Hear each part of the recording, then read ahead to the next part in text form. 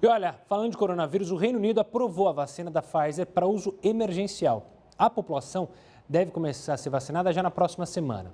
Um médico e professor da Imperial College de Londres, Ricardo Petracco, vai contar com a gente como é que o país recebeu essa notícia, ele que mora lá.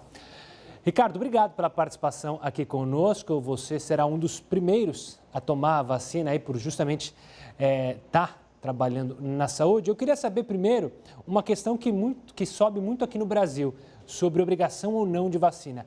Aí no Reino Unido, ela será compulsória, obrigada, ou as pessoas terão a opção de dizer, não, prefiro não tomar? Uma boa noite.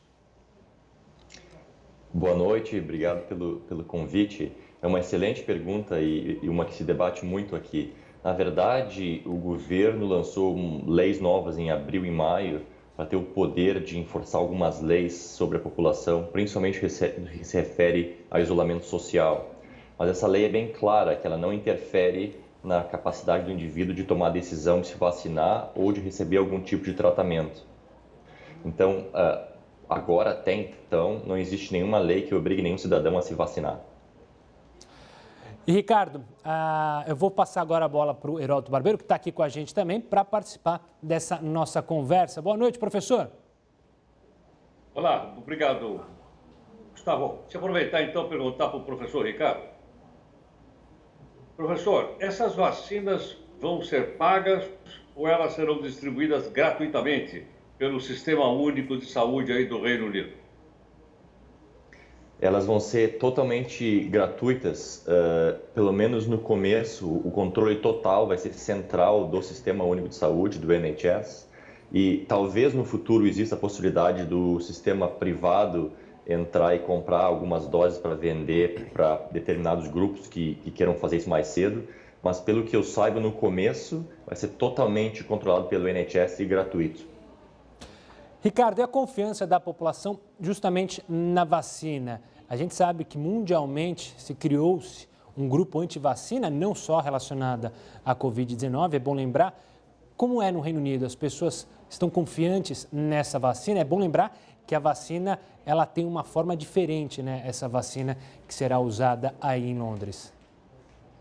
Exato, são dois aspectos. O primeiro que tu mencionou, que é o fato de existir uma população relativamente pequena que não acredita em vacina, mas isso não é uma coisa nova de agora, isso já existe desde o início da era da vacinação, que não é uma coisa muito forte aqui no Reino Unido, porque é um país relativamente racional, eu diria assim, e científico. Agora, existe, claro, uma reticência um pouco maior quanto ao tipo de vacina que a Pfizer oferece, que é uma vacina que envolve o que a gente chama de RNA mensageiro.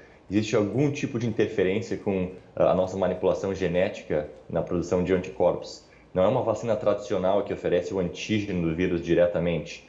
Então, tem pouco mais perguntas do que respostas, mas eu acho que como a demonstração de segurança foi muito alta até agora, é pouco provável, muito improvável que tenha algum impacto significativo negativo da vacina, principalmente se tu compara com os benefícios de parar uma pandemia dessa proporção, né? Professor, eu vi também aqui uma notícia dizendo que o governo britânico, do ministro Boris Johnson, tem preparado aí uma verba para 70 milhões de vacinas para serem aplicadas no Reino Unido. Mas existe um critério, o governo já disse quem são os primeiros, imagino que todo mundo queira, mas dizer quem são os primeiros a receber a vacina, é o corpo médico, são as pessoas mais idosas. Há alguma divulgação da forma aí no Reino Unido? A gente tem alguma divulgação em termos gerais. A população idosa e vulnerável em lares de idosos, em asilos, são a primeira população a ser vacinada, porque o risco de morte, de espalhar a doença nesses lares é muito alto, e profissionais de saúde de linha de frente, de emergência e UTI, que vê pacientes graves, vão ser vacinados no começo, e outros pacientes vulneráveis, acima de 50, 60 anos, com doenças crônicas, doenças cardíacas. Isso, a expectativa é que se vacine essa população até talvez abril do ano que vem. E vai se abrir para a população em geral, que não tem mais para o segundo semestre de 2021.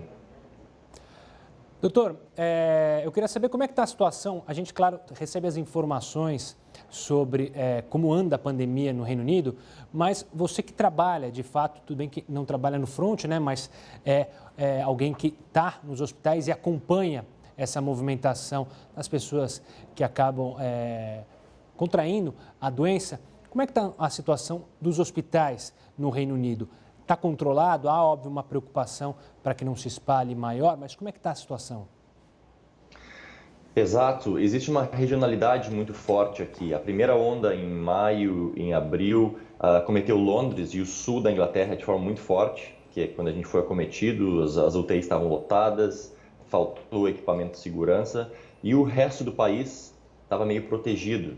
E no início não se sabia o porquê, ou se achava que é porque Londres tem alguma coisa especial ou mais suja, mas na verdade é que o tempo foi o que faltou para chegar nessas outras cidades. Então agora o que a gente está vendo nessa segunda onda, essa extensão da primeira onda, é que cidades como Liverpool, Manchester, Leeds, no norte da Inglaterra, estão sendo muito afetados, com UTIs lotadas, emergências lotadas. E o sul, que já teve a primeira onda, um pouco mais preparado agora, os hospitais estão manejando de uma forma muito mais leve comparado com a primeira onda. E é claro, como a gente está testando muito mais agora, parece que os casos são muito maiores em volume, mas na verdade, como se testa mais, está se fazendo mais diagnóstico leve do que se fazia antes. Professor, o governo britânico já anunciou qual é a vacina que começa a ser aplicada aí na semana que vem? Nós acompanhamos aqui, logicamente, a vacina do qual os ingleses investiram bastante dinheiro, que é a de Oxford. Mas a impressão que temos aqui pelo noticiário é que a vacina da Pfizer e da Moderna, ambas são americanas de uma associação com a Alemanha, estão mais avançadas no sentido de obter autorização. Já se sabe qual dessas vacinas o governo britânico comprou ou vai comprar para poder começar a aplicar imediatamente? Sim, o governo, na verdade, comprou ou pré-comprou doses de todos os tipos de vacina que já estão em fase avançadas. E eu acho que a maioria dos países fizeram alguma coisa parecida. Mas a vacina que foi aprovada hoje aqui foi a vacina da Pfizer e é provavelmente a que vai começar a ser distribuída a semana que vem. É claro que qualquer país com mais de alguns milhões de habitantes vai precisar de mais de um tipo de vacina para poder vacinar a população em massa. Então, se tu pega um país como o Brasil, um continente com a América do Sul, não vai dar conta do recado com uma companhia só.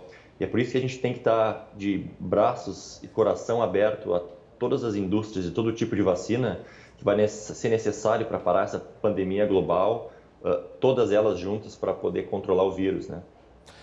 Ricardo, qual foi a percepção, pelo menos sua, das pessoas ao receber essa informação que a vacinação deve começar em breve, principalmente nos hospitais, para vocês, profissionais da saúde, que, lógico, ficavam com uma aflição, imagino, muito maior. Primeiro, por ver pacientes adoecendo e, segundo, por se sentir preocupado em poder pegar a doença, passar para os filhos, para a esposa, para o esposo.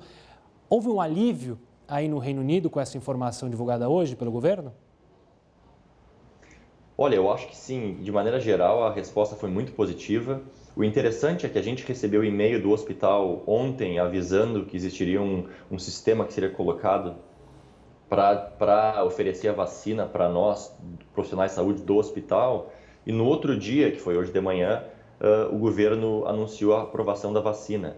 Então, obviamente, o governo já está em contato com os hospitais para demonstrar que os hospitais têm que colocar em um plano para vacinar os profissionais de saúde e que está todo mundo, eu não diria a palavra eufórico, porque ninguém gosta de ser o primeiro a ser vacinado, tem sempre aquele pouco de reticência, mas eu acho que está todo mundo muito feliz que a gente pelo menos vê uma luz no fim do túnel agora, de expectativa de pelo menos até maio, abril do ano que vem, a gente ter um pouco mais de controle sobre as nossas vidas, né?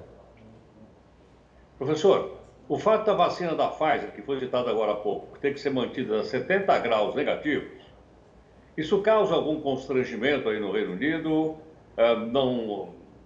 A logística da manipulação dessa vacina é considerada? Não vai ter problema? Que avaliação o senhor faz? É uma questão muito boa. A vacina da Pfizer ela tem uma eficácia muito alta, mas ela tem essa limitação de que ela precisa de ser guardada em temperaturas muito baixas e ela é muito sensível a mini choques, então o transporte, a logística dela é complicada.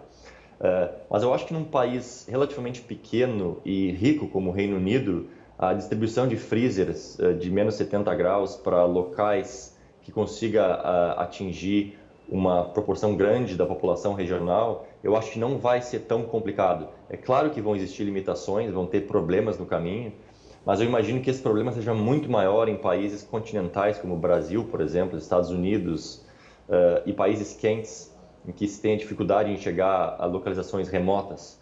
E é aí que as outras vacinas, como a de Oxford, aqui, que é uma vacina um pouco mais tradicional, vai ter um papel muito importante em controlar o vírus em regiões como essa. Ricardo, obrigado pela participação aqui conosco, eu sei até pelo fuso horário, mas muito obrigado por estar aqui com a gente e falar sobre esse assunto que, claro, é de suma importância e também de preocupação aqui para todos nós também no Brasil. Um forte abraço, Ricardo, obrigado pela participação.